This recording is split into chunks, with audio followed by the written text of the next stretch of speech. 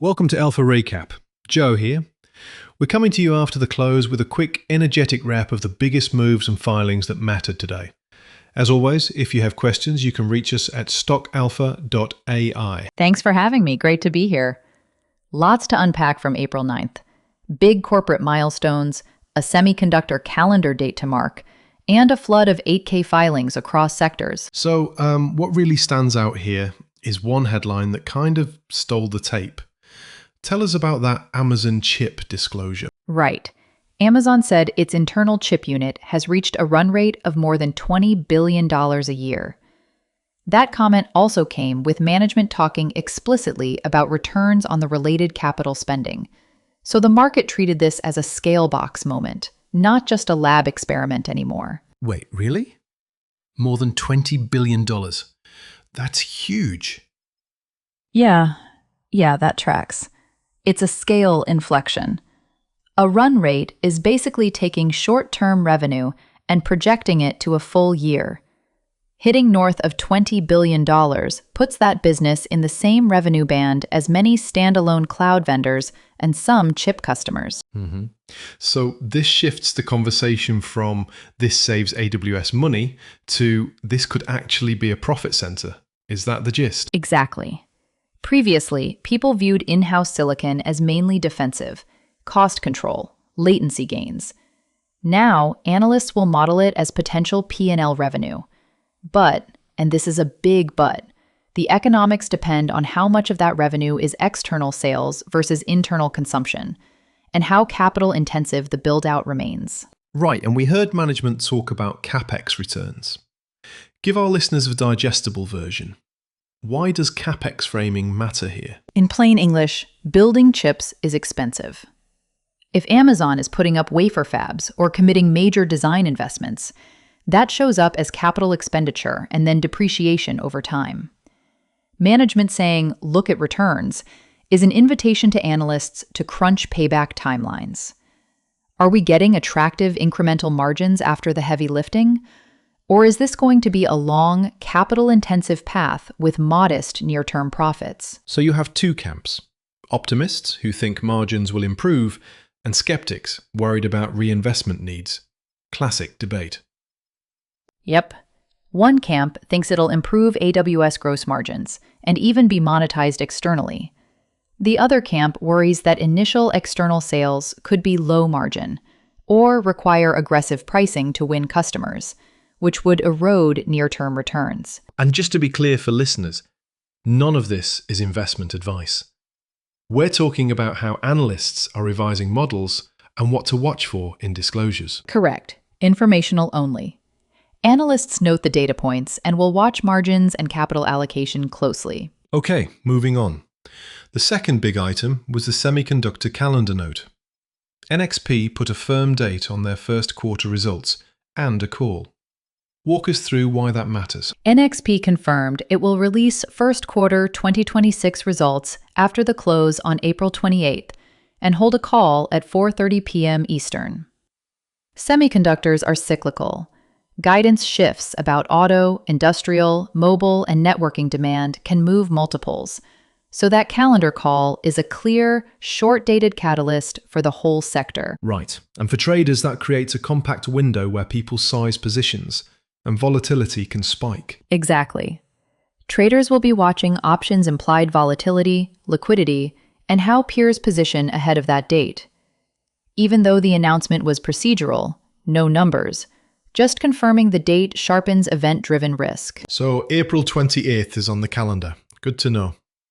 Now, one other story from today was a whole bunch of 8K filings. I mean, a proper waterfall of filings. What was in that pile? It was a busy day.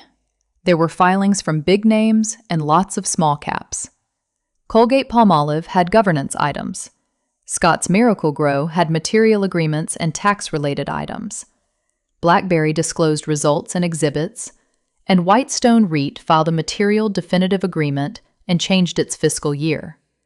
Plus, several biotech and small-cap companies filed agreements or exhibits. And the wrinkle here is, many of these 8Ks don't scream, "here's a number," in the headline, But they attach exhibits that can be game changers, right? Right.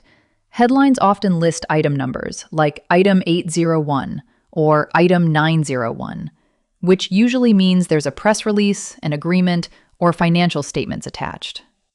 The real meat is in the exhibits: earnout mechanics, covenant language, fiscal year alterations, things that can materially alter how you view a company's risk. So for the listeners who skim headlines, don't.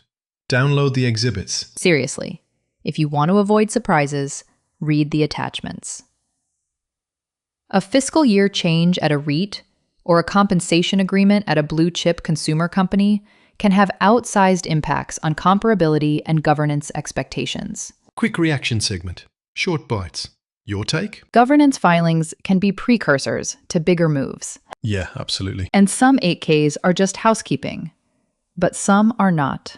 Right. Big move. Also, Regulation FD disclosures we saw today can be a hint that companies will follow up with broader announcements. Let's loop back to capital intensity. That was the through line in today's headlines, wasn't it? Yes, whether it's CapEx for custom silicon, the financial details buried in 8K exhibits, or the operational commentary that NXP will give on April 28th, capital intensity is front and center. Investors are being asked to rethink how capital is allocated and whether those allocations will be monetized efficiently. So, from a fixed income perspective, your wheelhouse, how does this focus on capital intensity change the way bond investors or credit analysts might look at these companies? Good question. For credit analysts, capital intensity affects leverage ratios, free cash flow forecasts, and covenant stress testing. If a company ramps CapEx without clear payback, that can weaken coverage ratios. Conversely, if CapEx leads to meaningful margin expansion, that supports credit quality. So it's very binary. The narrative and the exhibits matter for credit too. Mm-hmm. And what about different investor types?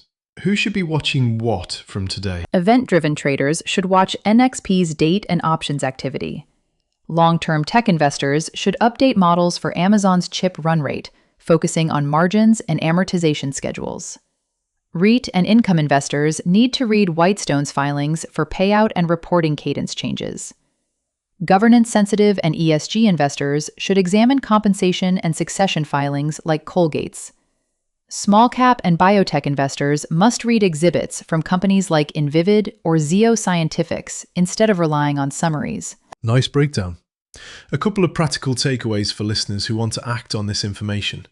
What would you advise them to monitor over the next few weeks? First, read the exhibits from today's 8Ks. Second, monitor Amazon for any granular disclosures on customer mix, internal versus external sales, and explicit margin metrics on the chip unit.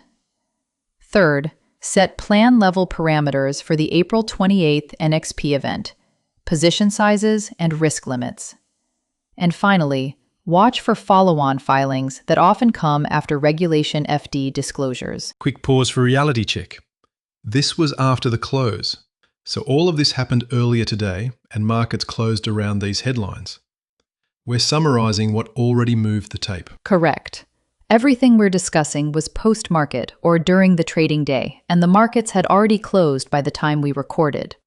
So we're looking in the rear view to interpret implications going forward. One more short reaction segment. Thoughts in 10 words or fewer. Amazon's run rate forces model updates.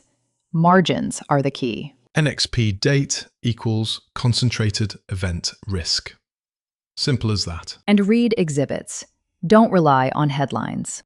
Honestly, I was a bit surprised by how much attention exhibits can demand, but it makes sense. Totally. Small text, big consequences. That's the reality of modern disclosure. All right, time to wrap with clear takeaways for listeners. Kate, hit us with the top 3 things to remember. 1. Amazon's chip unit hitting more than $20 billion in run rate is a milestone. It forces the question, cost saver or commercial revenue engine? 2. NXP's April 28th after-hours release and call is a near-term semiconductor catalyst that could create volatility. 3. A large batch of 8K filings today means investors should download and read exhibits. Governance changes, fiscal year shifts, and material agreements often hide the real news there. Great. Quick reminder, we're not giving investment advice here. Analysts note these data points and will be watching margins, contract terms, and management commentary in the weeks ahead. Exactly. This is informational only. Use it to inform your own research and risk management. And that's our recap. If you have questions about anything we covered today, head to stockalpha.ai, where you can ask us directly and we'll answer live. For more market analysis and insights, visit stockalpha.ai. Thanks, everyone. We'll be watching the April 28th calendar and any follow-up 8Ks. Send us your questions at stockalpha.ai and we'll dig in. Cheers. Thanks for listening to Alpha Recap. Catch you next time.